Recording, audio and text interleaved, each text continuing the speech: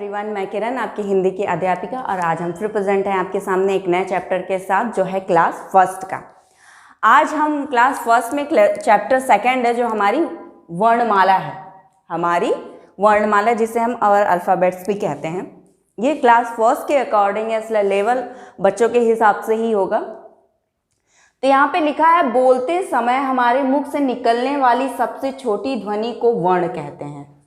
बोलते वक्त हमारे मुंह से जो निकलती है ध्वनि सबसे छोटी, उसे हम वर्ण कहते हैं। इन्हें अक्षर भी कहा जाता है, ठीक है। लेकिन हमारे मुंह से कुछ शब्द या अक्षर जो निकलते हैं, जैसे मान लीजिए मैंने कहा रथ। अगर हम रथ कह रहे हैं तो र भी साउंड होता है और थ भी साउंड हो रहा है। ये दोनों क्या है? ये दोनों क्या हैं? ये जो दोनों ध्वनियां मुंह से एक साथ अगर हम निकाल लें तो एक शब्द बनेगा रथ, एक शब्द बनेगा रथ। पर अगर हम अलग अलग बात करें तो र धन थ रथ, र का अलग साउंड आ रहा है, थ का अलग साउंड आ रहा है, और जब हम बोलेंगे रथ तो ये एक साथ हो जाएगा, ठीक है। अब इन दोनों में क्या चीज़ है?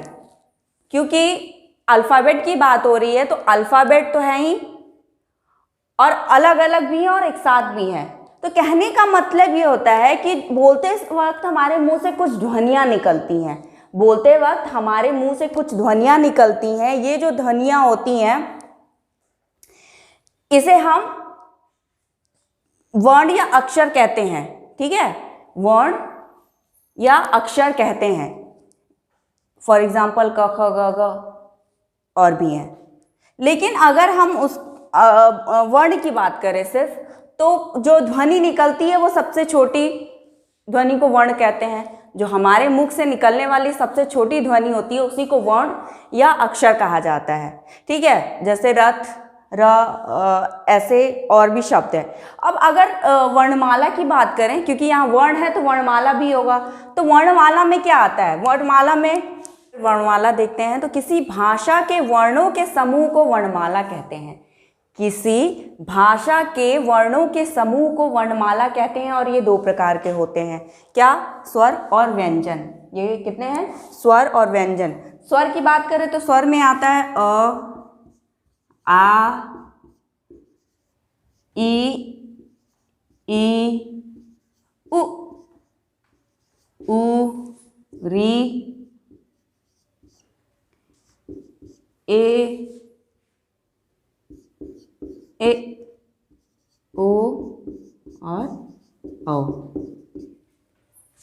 ये हमारे स्वर हैं, ये स्वर हैं। और स्वर कितने होते हैं? 11। 1 2 3 4 5 6 7 8 9 10 11, ठीक है। और व्यंजन की बात कर तो व्यंजन में क्या आता है? क, ख, ग, घ, अंग, ठीक है। और इसके नीचे हलंत लगता है। और हलंत क्यों लगता है?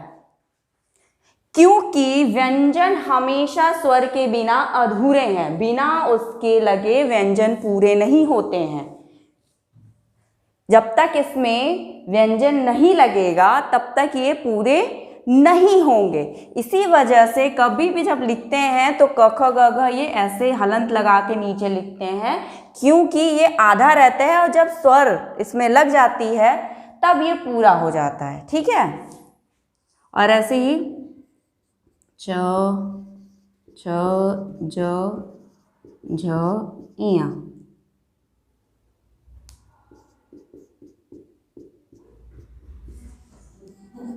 त, थ, द, ध, अण।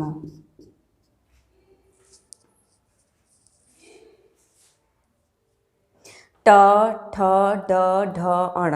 और ये दो अतिरिक्त होता है जिसके नीचे बिंदी लगी हुई है, आप देखिए ड, ढ, ये दो अतिरिक्त होता है। त, थ, द, ध, न, प, फ, ब, भ, म, य, र, ल, व, श, षटकोर स, सरौता स और ह।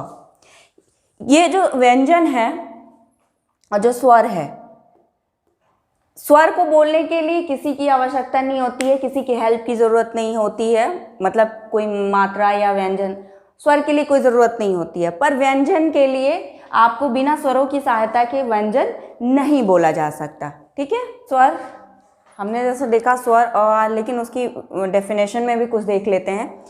जिस वर्ण को हम बिना किसी दूसरे वर्ण की सहायता से बोल सकते हैं, जिस वर्ण को हम बिना किसी दूसरे वर्ण की सहायता से बोल सकते हैं, उसे स्वर कहते हैं।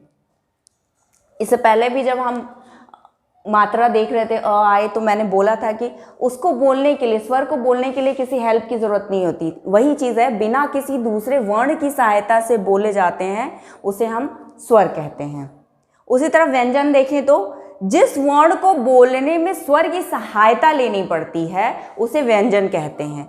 जिस वर्ण को बोलने में स्वर की सहायता लेनी पड़ती है, उसे वर्ण कहते हैं। हिंदी वर्णमाला में 33 मूल व्यंजन है। जब मैं लिख रही थी क ख ग, तो मैंने बताया था उसके नीचे हलंत लगाया था। क्यों? बोला था कि ये अधूरा है और तब तक पूरा नहीं होगा जब तक स्वर उसके साथ नहीं लगेंगे। तो यहाँ लिखा भी हुआ है कि जिस वर्ण को बोलने में स्वर की सहायता लेनी पड़ती है, उसे हम व्यंजन कहते हैं। ठीक है, अब कुछ और बेसिक चीज़ें देख लेते हैं कि हमारे वर्णमाला में और क्या बेसिक चीज़ें हैं। जैसे वर्णमाला में हिंदी में, वर्णमाला में हिंदी में अ, अंग और अह ऐसे वर्ण होते हैं, ना वो स्वर है ना वो व्यंजन है। हम पढ़ते हैं ना, जब अ पढ़ते हैं तो अंग अह लास्ट में आता है, वो होता ज़रूर है, हम उसे लिखने के टाइम, बोलने के टाइम शब्दों में यूज़ करते हैं, पर स्वर में उसका कोई स्थान नहीं है, ना व्यंजन में उसका स्थान है, वो अतिरिक्त हो गया। तो हिंदी वर्णमाला में अंग और अह ऐसे वर्ण हैं जो ना स्वर हैं और ना व्यंजन है। ठीक है, आपने अभी तक देखा होगा जब हम क ख ग पढ़ते थे तो उसमें सारी चीज़ें आ जाती हैं और सब में अंग आह भी आता है, लेकिन वर्ण को तो आपने देखा कि जब अंग आह की बात हो रही है तो उसमें ना वो स्वर है ना वो व्यंजन है, लेकिन उसकी ज़रूरत पड़ती है। उसी तरह अंग का बिंदु वर्ण के ऊपर लगाया जाता है।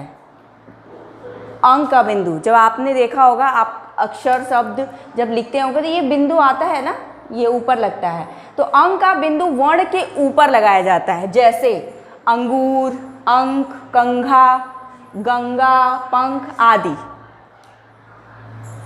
इस सारे शब्दों में आपने देखा कि वर्ण के ऊपर बिंदु लगा हुआ है, वर्ण के ऊपर बिंदु लगा हुआ है। ठीक, ऐसे ही ड और ढ, जब मैं अभी क ख लिख रही थी तो मैं दो अलग से लिखा था मैंने इसे, ड और ढ अतिरिक्त व्यंजन है। ये ड और ढ अतिरिक्त व्यंजन है। जैसे अतिरिक्त में ये आ गया अंग और अह, ये ना स्वर है ना व्यंजन है, लेकिन इसकी ज़रूरत पड़ती है। उसी तरह ड और ढ की भी ज़रूरत पड़ती है।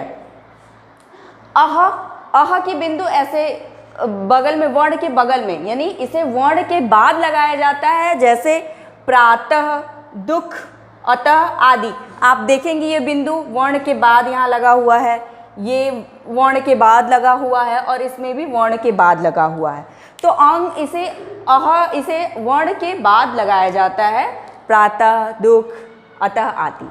ऐसे ही जब छत्र, त्र, ज्ञ और श्र संयुक्त व्यंजन है, जो दो व्यंजनों से मिलने से बने हुए हैं। छत्र, त्र, ज्ञ और श्र संयुक्त व्यंजन है, जो दो व्यंजनों के मिलने से बने हुए हैं। ये व्यंजन जैसे आधा क और आधा श मिलके पूरा क्षत्रिय छ बनता है। जैसे उससे शब्द भी हैं, क्षत्रिय, कक्षा।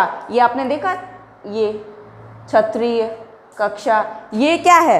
ये इन शब्दों के जब संयुक्त हमने किया, जोड़ा इनको, तो हमारे सामने ये छत्र आया, जिसे हमने शब्द लिखा क्षत्रिय और कक्षा। उसी तरह त, आधा त प्लस र आधा की बात करें तो बनता है त्र।